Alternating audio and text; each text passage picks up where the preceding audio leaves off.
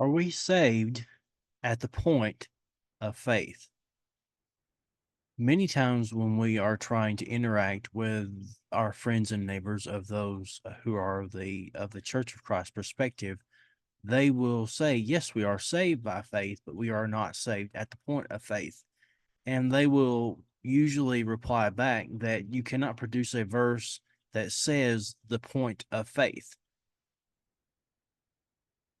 The question is, how can we demonstrate that we are indeed saved at the point of faith? Let's begin by looking at how those of the Church of Christ perspective refutes this point. For example, here you have in John 3:16, a very well familiar verse. For in this way God loved the world, he gave his one and only Son, so that everyone who believes in him will not perish, but have eternal life. Now, a few things about this verse, because it will become significant later. Notice over here in the Greek New Testament, hina pos hospis tuon eis auton. Here you see the prepositional phrase eis auton, everyone who believes into him. Now, many people in the Church of Christ perspective say that this getting into him occurs at baptism, and they will use verses like Galatians 3 about how we're baptized into Christ. Many who have been baptized into Christ have put on Christ. But here you have a verse that clearly says believing into him. So, following their logic, whatever happens here first, what they would describe as a step, happens first before baptism occurs. But that's just a side point. This will become more significant later. But they will say that this word believe here, though, when they're pressed to defend another point, they will also say that this word believe really doesn't mean believe. Instead, it's another word for obedience. For that, they will take us down to John 3 and verse 36. Here you have on the English over here in the NET Bible. The one who believes in the Son has eternal life. The one who rejects the Son will not see life, but God's wrath remains on him. Here you have in the Greek again, notice, hopistuon ace ton huion. There's the ace ton huion again. But then they'll point out, see, this word here is not opistuo, it's apatheo, the participial form here, the substantival form, hade apathon, the one who it can be loosely translated as disobeys, rejects. It can even mean something as simple as disbelief, disobedience, but they'll latch onto this disobedience, and then therefore they will say that this must be an action, so belief must be obedience. So instead of going into all the technical details about how this is wrong, I would recommend the approach to use a case study within the Gospel of John to find out if belief is obedience or if one is saved at the point of faith. To do that, I would like to go to John chapter 9, a familiar story of the healing of the man born blind. But I want to skip down to the bottom of the story. After the man was kicked out of the hearing of the council, after he was excommunicated from the synagogue, we find this in John chapter 9 and verse 35. Jesus heard that they had thrown him out. So he found the man and said to him, "Do you believe in the Son of Man?" Now notice over here in the Greek,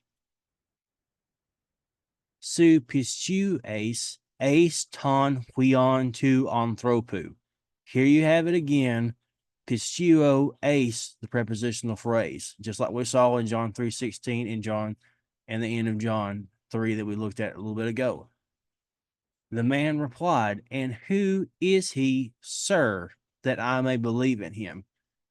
Notice over here in the Greek text, you see the word kurii here in the vocative, where it simply means the kurios here is just simply a sir, and he wants to know who he is in order that I may believe eis auton, the exact same idea again, believing into someone, putting the trust into someone. And Jesus told him, "You have seen him. He is the one speaking with you." He said, "Lord, I believe." And he worshiped him. So here it is, verse 38, pisteuo curii. So here's the point of faith that we've been talking about. Pisteuo, this pisteuo eis auton, this pisteuo eis ton huion. Here it is. John records it for us, verse 38.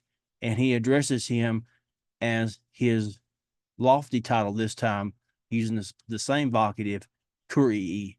And notice he worshiped him.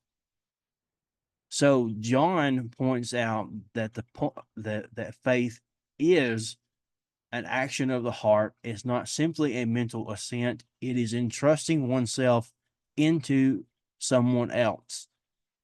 Now, notice if someone wants to say, no, this doesn't have anything to do about forgiveness of sins, notice what Jesus continues to say as this account wraps up. For judgment I have come into this world, so that those who do not see may gain their sight, and the ones who see may become blind. So notice that here in verse 38. Verse 39. The purpose of Jesus coming was for judgment. So there's going to be a discrimination taking place, a decision, a judgment occurring, that those who do not see may gain the sight, and the ones who see may become blind. He goes on to elaborate this in verse 40. Some of the Pharisees who were with him heard this and asked him, "We are not blind too, are we?" Jesus replied, and notice this, "If you were blind, you would not be guilty of sin. But now, because you claim that you can see, your guilt remains." So very clearly, this belief is wrapped up in Jesus's identity of being the Messiah, and that he had the power to forgive sins. And notice that especially there in the last part of that verse. This type of judgment, Jesus doesn't have to force blindness upon these people. He simply exposes what's already there. The people who claim that they can see, Jesus exposes them as being blind. And the people who admit that their great need, they receive forgiveness. So, are we saved at the point of faith? Yes. Doesn't have to have that verbiage. We can see it in the Gospel of John itself. John is telling us what this belief is and what he means by it. Yes, it is obedience, because belief is commanded. People who don't believe, they are disobeying. But Jesus is commanding that all men everywhere put their trust out of themselves and into him. I hope this video finds you well and that it blesses you today. God bless.